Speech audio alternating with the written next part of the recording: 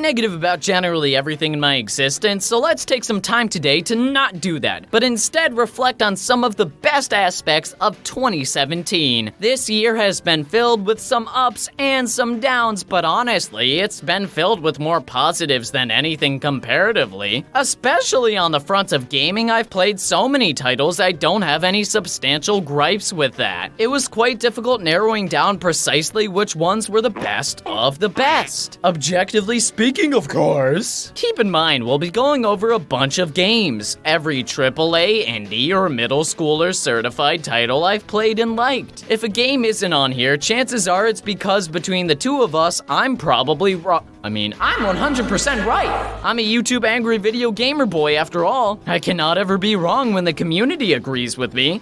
Anyways, as always, this list is entirely factual and not influenced by market values. We cannot disagree because game awards are always very objective and totally not arbitrary ways to remarket your game with a different price tag in a cost-effective way. So please do not list your favorite games in the comment section. I beg of you, I cannot afford to be wrong on this one. My career is riding on this award show. Number 10. Games are so awesome. I love all the games every publisher sends me, so they will send me more and also send me care packages.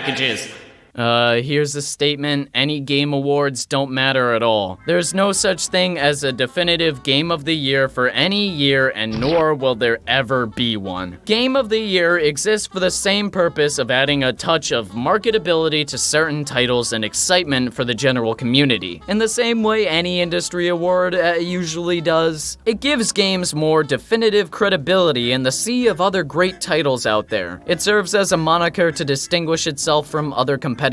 In this way, Gacha benefits game companies substantially. By marketing their games as award-winning, they're able to draw interest from the general public. Game of the Year sounds so final and absolute, which only accentuates its advertisability. You see a variety of publishers tacking on this subtitle to already released games to try to bundle in more DLC and other features to incentivize more people to buy it. The title is more of a gimmick with these examples than anything else, as the bundle gives you an excuse to get that extra content you might have missed before, and as a vessel to make the package more worth it. If you don't already have the base game, you can get the Gacha game. Sometimes these re-releases are the quote-unquote definitive versions, giving the games more market value. It's a common convention that all companies use at one point or another, whether that be Bethesda with Fallout 3 through 14, Skyrim and Skyrim HD and Skyrim HD Remastered, or CD Projekt Red with The Witcher 3. I understand the complaint about these, and to some degree they might seem a little disingenuous considering how arbitrary of a subtitle Game of the Year actually is. However, more often than not, these Gacha packages benefit consumers, offering lower prices to us than were already previously available. I know I didn't get The Witcher 3 initially, but when the Gacha edition was released with the DLC included for around the same price, I jumped on board. Maybe I'm a slave to capitalism, but I thought it was a good value. It satisfies at least one test of allocating resources properly. You know, I valued The Witcher 3, and I got The Witcher 3 at the price I valued it at, with more content too, which made it even better. I think this system works in terms of giving companies more control over price and demand, and consumers more options and allowing them to spend less money on games they value. There are times where I feel like repackaging games like this and overcharging the content can be a bit stupid though, especially where the games weren't complete when it was first released and needed some DLC to actually be worth more than 20 bucks. This way companies can just sell you the package for more money than it was ever worth, and you end up feeling like it's just a scam. I find it sometimes silly when a game that is admittedly not very good ends up having a Game of the Year edition slapped on the box. Those times just go to show that these terms aren't ever checked by anyone or mean anything. You get something like Zombitatitos that was re-released with the ultimate Game of the Year injected into the title, and for being such a terrible product, it's a little funny to see. On the other hand, I think the phrase tends to be over-exaggerated and often heavily debated for no reason. This is sometimes a response to a random gaming site granting the crown to a game through some basic logic and reasoning, stuff you probably wouldn't agree with entirely. That's That's the thing though, people act like there's only one game of the year per each year for all of the industry, when in reality, there's not. There's multiple from multiple people and sometimes different game of the years for different genres. While every game is a game, I know we're really dropping some game trivia bombs today, each is broken down into its own subsection. So for every one game of the year, there's also a game of the year for these individual categories, but this can be even broken down further to see what the game of the year was for that publisher, that developer, that director, and so much more. It's a series of categories that make saying one game of the year is the official best experience of the year more complicated. Oversimplifying these elements leads to lacking the individual quality each potential game of the year has, because when you compare something like Persona 5 to something like PUBG, the experience you get from each is so widely different. One is a multi-person RPG starring a bunch of anime-looking characters, and the other is Persona 5. In all seriousness, you get different types of enjoyment from each. You get the fun of playing with friends to shoot other friends in PUBG, and the fun of being invested in a character-driven narrative with flashy, in-depth turn-based combat in Persona 5. Your value in both, however, comes down to your personal taste of which you prefer, because measuring something like PUBG and Persona 5 objectively is tricky considering both's complexities. That's not to say picking a game of the year is wrong though.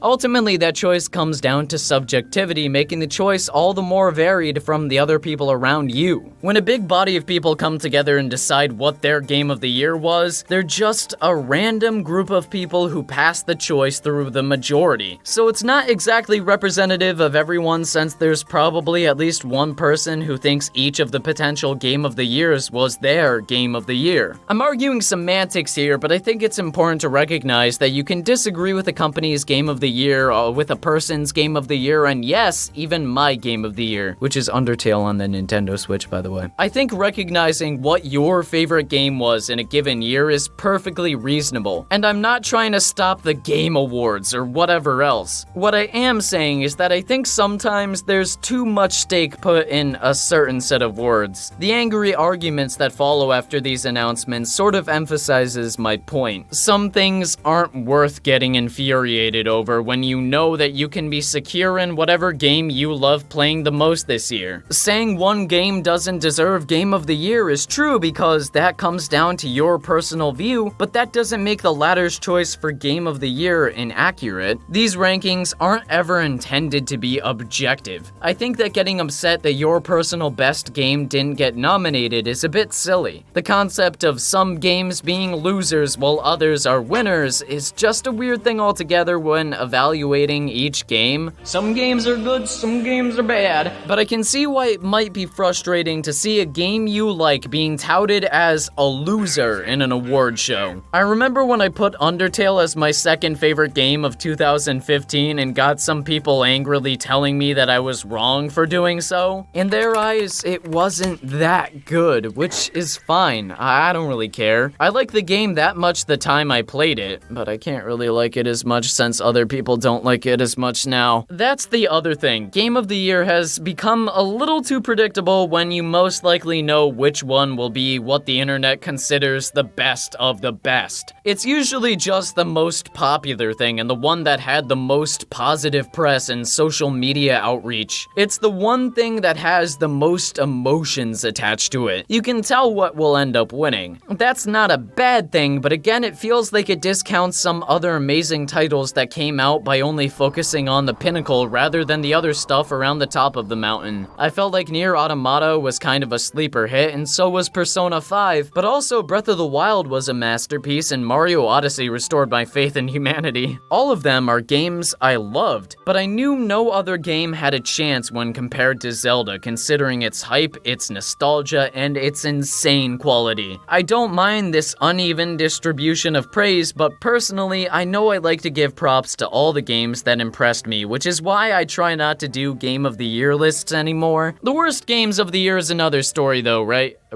Please agree with me so I don't look like a hypocrite. I can't handle another expose, please. I need people to confirm my opinions with likes and comments. Please donate to my kick. Go on. Thank you so much for watching, and take care. I love you guys, girls. Don't want to disclose, and especially you. Yes, you watching. I love you so much.